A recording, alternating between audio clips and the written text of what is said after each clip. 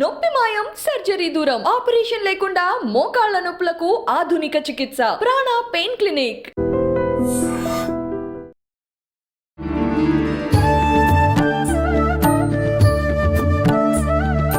నమస్కారం, welcome to I dream media. ధర్మ మార్గం కార్యక్రమానికి స్వాగతం. నేను మీ విజిత. ప్రస్తుతం మనతో పాటు ఉన్నారు వేద పండితులు శ్రీరామ్ చిర్రావూరి గారు. నమస్కారం అండి.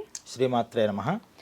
గురుగారు, అమ్మవారు రాక్షస సంహారం తర్వాత విజయాన్ని పొందిన దానికి చిహ్నంగా మనందరం కూడా విజయదశమి జరుపుకుంటాము. ఏంటి అసలు విజయదశమి విశిష్టత గురించి తెలియజేయండి. 10వ రోజు దశమి, దాన్నే దశహర అని. ఈ 10 రోజులు కూడా 9 రోజులు చేసినటువంటి సాధన వల్ల ఎటువంటి ఫలితం కలుగుతుందో యోగా సాధన పరంగా ఈ 10వ రోజు దాని సిద్ధిని ఇచ్చేటటువంటి రోజుగా చెప్పారు. అందువల్ల సిద్ధిదాత్రి అని కూడా అంటారు అమ్మవారిని. ఆ సిద్ధిదాత్రి అంటే అప్పటిదాకా చేసినటువంటి సాధనల్ని మనం ఎంత బాగా ఎగ్జామ్ రాసామో అన్ని మార్కులు ఇచ్చేటటువంటి ఒక పరీక్షాధికారిలాగా మనం చేసిన శుభాశుభ కర్మల్ని చూసి మనకు ఫలితాలను ఇస్తూ ఉంటుంది అమ్మవారు. అలా ఆరాధన చేసేటటువంటి రోజులలో ఆవిడ విజయం పొందడమే కాదు, అనేక మందికి విజయాన్ని ఇచ్చింది.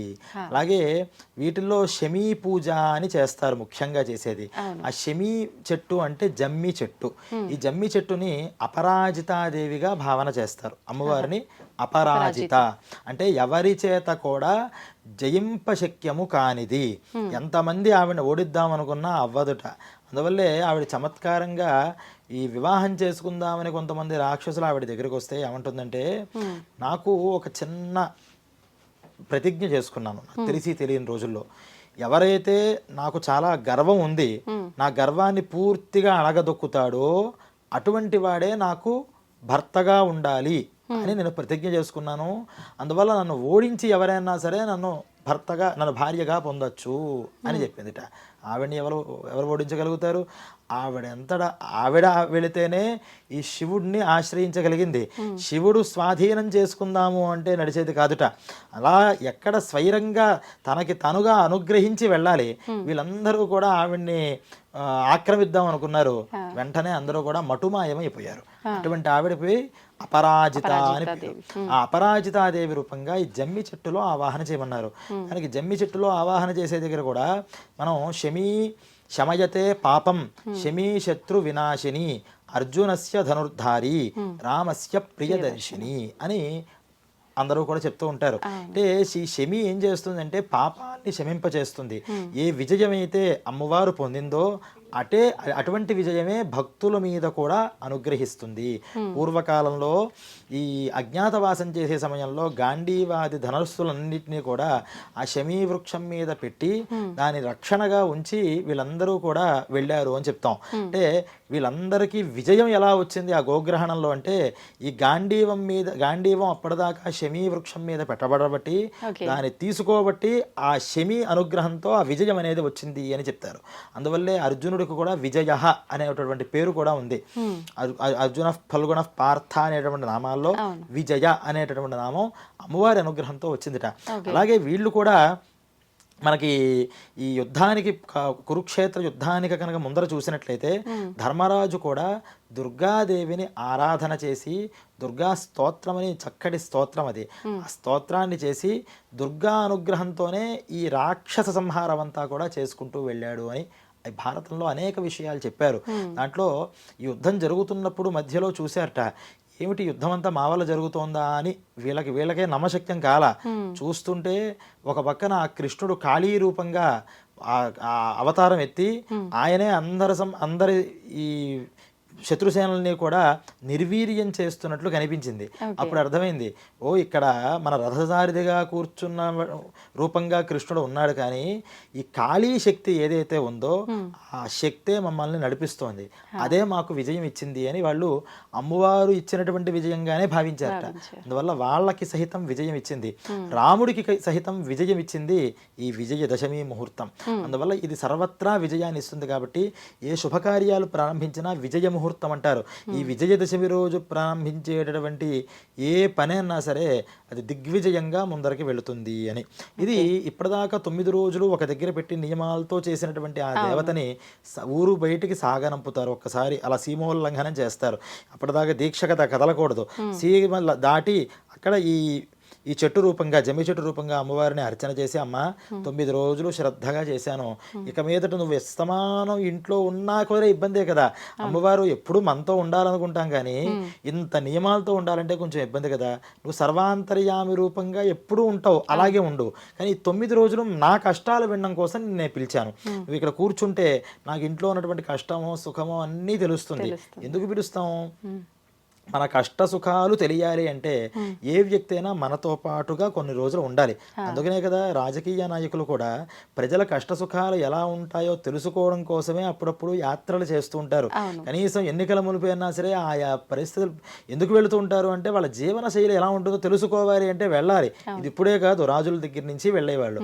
అలా మా ఇంట్లో మాకు ఎన్ని సమస్యలు ఉన్నాయో తెలియాలి అంటే నువ్వు వచ్చి ఒక 10 రోజులు మా ఇంట్లో ఉండు అని మేము పిలిచాను. పిలవడంతోనే నువ్వు అనుగ్రహం వచ్చావు, ఈ 10 రోజులు కూర్చున్నావు, ఏదో నాకు తోచిన ప్రసాదాలు పెట్టాను, బట్టలు ఇచ్చాను, నువ్వేదో వాటిని ఎలా ధరించావో నాకు తోచింది పెట్టాను, కానీ 10 రోజులు అయిన తర్వాత నేను మళ్ళీ సాగనంపుతున్నావు. నువ్వు సర్వవ్యాపిగా ఉన్నావు కదా, ఈ 10 రోజుల పాటు మా ఇంట్లో ఏ సమస్యలు ఉన్నాయో నాకు తెలియకపోవచ్చు, కానీ నువ్వన్నీ తెలుసుకుని ఉంటావు. అది మళ్ళీ ఆ సమస్యలు లేకుండా నేను ఎలా ఉండాలో అలా నన్ను అనుగ్రహిస్తూ ఉండు. మళ్ళీ వచ్చే సంవత్సరం దాకా నువ్వు అన్ని చోట్ల నన్ను వెనకాలే ఉండాలి, కానీ ఇంట్లో కూర్చుంటే 10 రోజులు దీక్షగా ఉన్నట్టు నేను సంవత్సరం అంతా ఉండగలన మనిషిని కదా, అందువల్ల అని ప్రేమతో సాగనంపుతారట. అలా సాగనంపి విజయ ప్రసాదాన్ని పొందుతారు అని ఈ విజయ ముహూర్తాన్ని చెప్పారు. అలాగే విజయ దశమి రోజు కూడా ఆఖరి అవతారంగా రాజరాజేశ్వరీ దేవిని ఆరాధించడం ఉంది. వాస్తవానికి రాత్రులు అయిపోయినా ముగింపు అంటే అపరాజిత రూపమే రాజరాజేశ్వరి అని. ఆ రాజరాజేశ్వరీ దేవిని ఆరాధన చేసి ఎప్పుడూ కూడా పూర్ణము అంటే పూర్తయ్యేది అని, అందువల్ల వాటితో శనగపిండితో తయారు చేసినటువంటి బూరెలు, గారెలు, అలాగే చక్కెర పొంగలి, పులిహార పదార్థాలన్నీ కూడా అమ్మవారికి ఇచ్చి నివేదన పెట్టి ఆ నివేదనలతో ఈ పూజా పరిసమాప్తి అయ్యింది అని చెప్పుకోవడం. అలాగే ఆకుపచ్చ చీర, లలితా త్రిపుర సుందరి రాజరాజేశ్వరి ఇద్దరూ కూడా ఒకటే, కాకపోతే కొంచెం రూపాంతరాలు మారుతూ ఉంటాయి. అందువల్ల ఆఖరి రోజు చేసేటటువంటి ఈ రాజరాజేశ్వరి రూపం 9 రోజులు చేసినటువంటి ఈ రూపాలకి ఒక పొందిక, అంటే అన్ని రూపాలు కలిపితే వచ్చేటటువంటి రూపం రాజరాజేశ్వరి. ఆ రాజరాజేశ్వరి దేవిని చెరుకు విల్లు చేతిలో పట్టుకున్నటువంటి దేవతగా భావన చేసి ఆవిడనే కామాక్షి రూపంగా భావన చేసి ఎక్కడతో దీక్షా పరిసమాప్తి చేస్తూ ఉంటారు. అలా 10 రోజులు చేసేటటువంటి వాటిల్లో ఈ చివరి రోజు కాబట్టి దీనికి దసరా అని, ఈ విజయ దశమికే దసరా అనేటటువంటి ఒక పేరు కూడా వచ్చింది. అలాగే ఈ రోజుల్లోనే గ్రామ దేవతలు కూడా ఉంటాయి కదా, ఏ ఏ ఊళ్ళల్లో ఉండేవాళ్ళు, ఆయా గ్రామ దేవతలకి కూడా ఈ మహర్నవమి రోజు ఈ నివేదనలు అవి కూడా చేస్తారు. చేసి ఈ 10వ రోజు పండగగా జరుపుకోండి అన్నారు. అంతసేపు పూజలైనా 9 రోజుల పాటు ఉపవాసాలు చేసి పూజలు, స్తోత్రాలు, అఖండాలు ఇన్ని చేసిన తర్వాత మరి అమ్మవారు విజయం సాధించింది అంటే మనకి కూడా పండగే కదా అని 10వ రోజు పండగ జరుపుకోండి అన్నారు. పండగ చేసుకునే రోజు కాబట్టి విజయదశమి పండగగా మారింది. అది దసరా పండగగా తర్వాత రూపాంతరం చెందింది. అయితే ఆ రోజు జమ్మి చెట్టుతో పాటు పాలపిట్టకు కూడా ఒక ప్రత్యేకత ఉందంటారు కదా, ఇది నిజమే అంటారా? శాస్త్రంలో ఇది శాస్త్రంలో ఉన్నటువంటి విషయం కాదు, ఇది సంప్రదాయంలో వచ్చినటువంటి విషయం. ఇది అన్ని సంప్రదాయాల్లోనూ మీకు ఈ పాలపిట్ట ప్రసక్తి కనిపించదు. ఆయా ప్రాంతాల బట్టి మనకి ఇక్కడ ప్రత్యేకంగా తెలంగాణ ప్రాంతంలో ఈ పాలపిట్ట యొక్క గొప్పతనాన్ని దానికి చెప్పి అక్కడ దాన్ని తీసుకొచ్చి రావడం వల్ల, అది కనిపించడం వల్ల ఎటువంటి శకునాలు వస్తూ ఉంటాయని తర్వాత దాని ఆ ప్రాంతీయ ఆచారాల బట్టి చెప్పుకుంటూ వెళ్ళారు. కానీ వాస్తవంగా శాస్త్రంలో ఈ జమ్మి చెట్టుకి పూజ చేసి అక్కడ దాన్ని ఉద్వాసన చెప్పి రావడం వరకునే చెప్పబడింది. అయితే వాటిని కొట్టిపడేయడానికి లేదు. ఏ ప్రాంతీయంలో మనం ఉన్నామో, మన పూర్వీకుల నుంచి చేస్తున్నారో ప్రాంతీయ ఆచారాల బట్టి కూడా చేసుకోవడం మంచిది. కానీ ఇప్పుడు లేని ఆచారాలు మళ్ళీ పెట్టుకోకూడదు.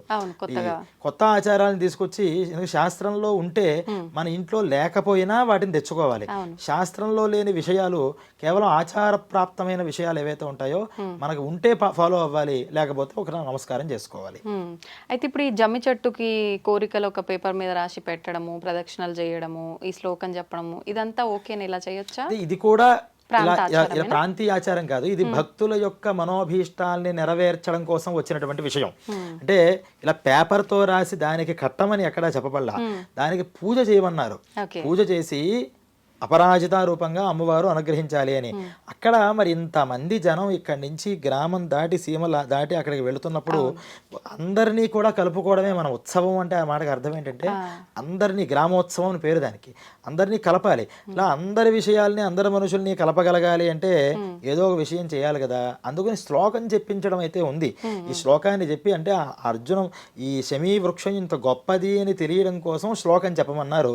అయితే ఈ కాగితాల మీద వారి కోలికను రాసి అక్కడ పెట్టండి రా అని చెప్పడంలో అర్థం ఏంటంటే ఇప్పటిదాకా 9 రోజులు దీక్ష చేసిన ఎన్ని లిస్టులు చెప్పినా దేవుడి దగ్గర ఇంకో 10 రోజులుంటే ఇంకో లిస్టులు చెప్తాం.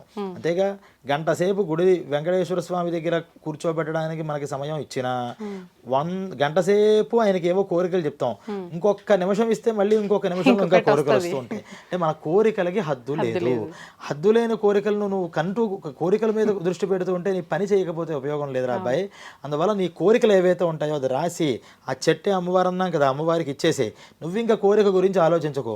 నీ వర్క్ ఏదైతే ఉందో నీ డ్యూటీ మైండెడ్గా చేసుకుంటూ వెళ్ళిపో, అమ్మవారే నీకు ఫలితం ఇస్తుంది అని తెలియజేయడం కోసం ఆ కోరికల్ని రాసుకుని కొంతమంది శ్లోకమే రాసి పెట్టమన్నారు.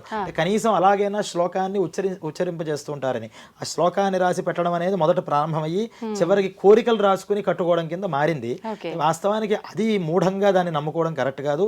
కానీ శ్లోకాన్ని చెప్పుకోవడం, అమ్మవారిని వృక్షరూపంగా భావన చేయడం, ఈ అంతరార్థం, ఈ తాత్వికార్థాలు ఏవైతే ఉంటాయో మన హిందూ ధర్మంలో వచ్చిన గొడవే అది. అన్నీ డైరెక్ట్గా చెప్పరు, అన్నీ నర్మగర్భంగా ఉంటాయి. ఎందుకు ఇలాగా అంటే నర్మగర్భంగా చెప్పినప్పుడే ఆలోచనకి ఆస్కారం ఉంటుంది. అన్ని నోటితో చెప్పేస్తే ఇంకా మనం బుర్ర ఆలోచించే పరిస్థితి ఉంటుంది. నర్మగర్భంగా చెప్పినటువంటి ప్రతి తాత్వికార్థాన్ని తెలుసుకుని వాళ్ళు ఈ నవరాత్రిని చేయడం వల్ల వాళ్ళు అమ్మవారి యొక్క కృపకి పూర్తిగా పాత్రలు అవుతూ ఉంటారు. చాలా చక్కగా వివరించారండి. ధన్యవాదాలు. ధన్యవాదాలు.